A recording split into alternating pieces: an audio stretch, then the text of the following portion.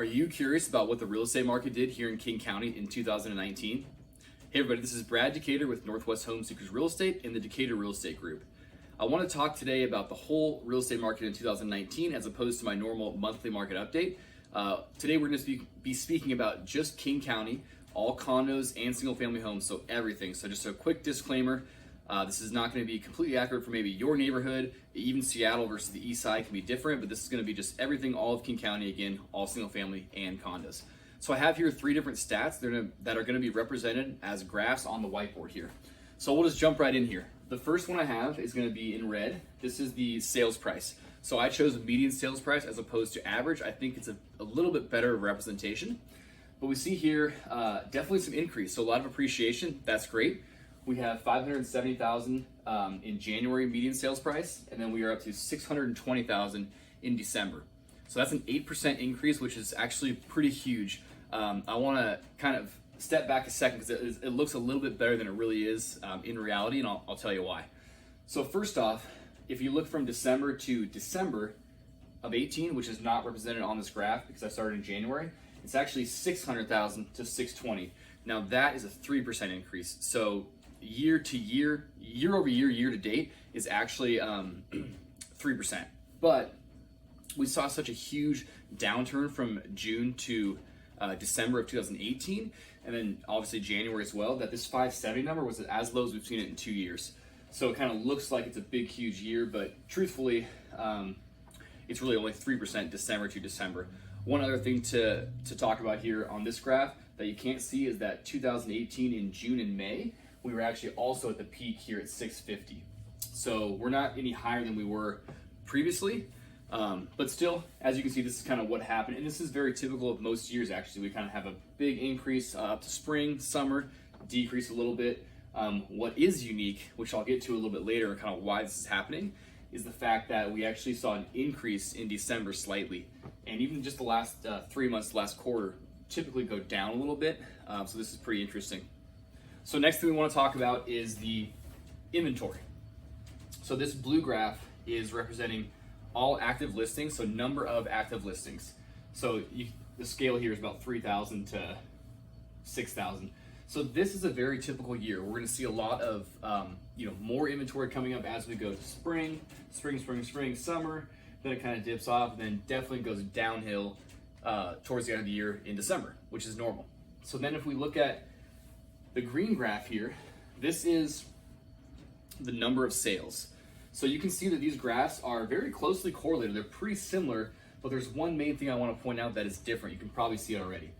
Again, the last couple of months. So inventory dips down significantly November and December, which is normal, but you can see here for the sales numbers, it's kind of going along, same as the inventory, but at the end, it kind of levels off, or even it doesn't fall off like the inventory.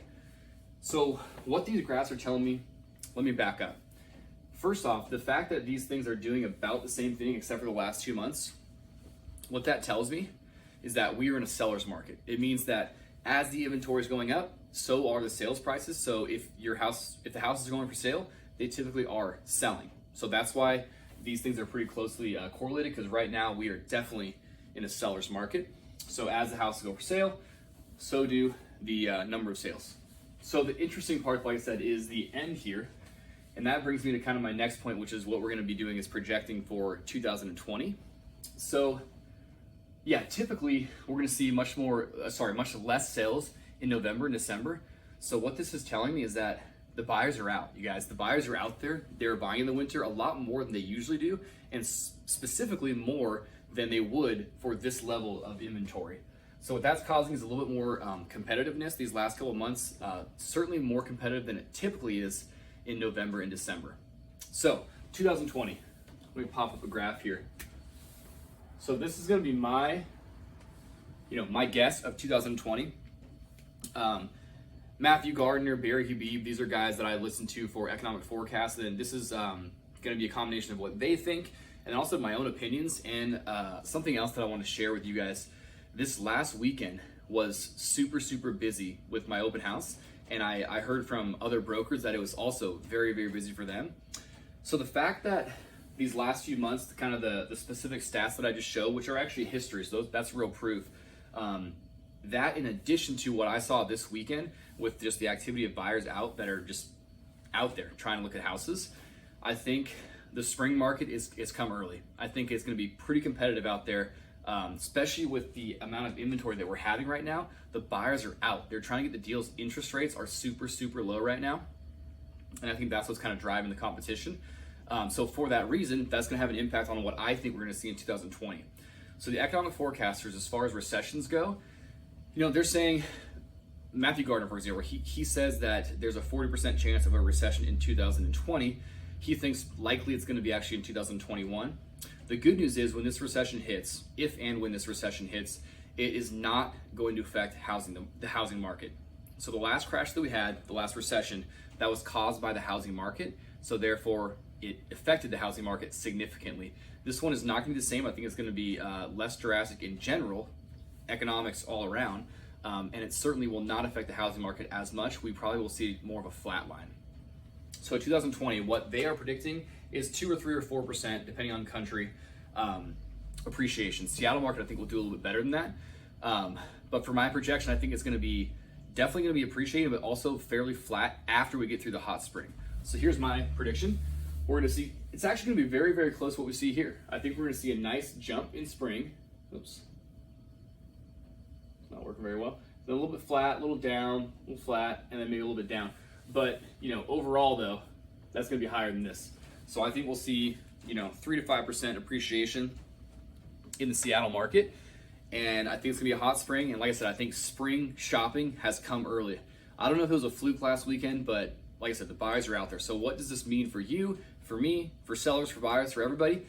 Well, if you're a seller, I think that if you were planning on going to market in spring, it might be a better idea to go just a little bit early and catch kind of all the activity that the buyers are doing now, but before it gets oversaturated with inventory.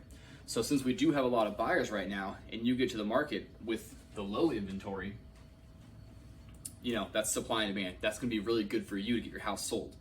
And then buyers, it's kind of the same thing. I would start buying now before there's going to be lots and lots of buyers out there. Just like the inventory grows, so do the buyers. Buyers also typically like to buy in spring. It's easier to go see homes and things. So you don't want to go against all those competitions if you can help it. And then I think we will see a little bit of a flat line after that. Summer will be kind of, like I said, it'll probably be pretty typical of most years and similar to last year.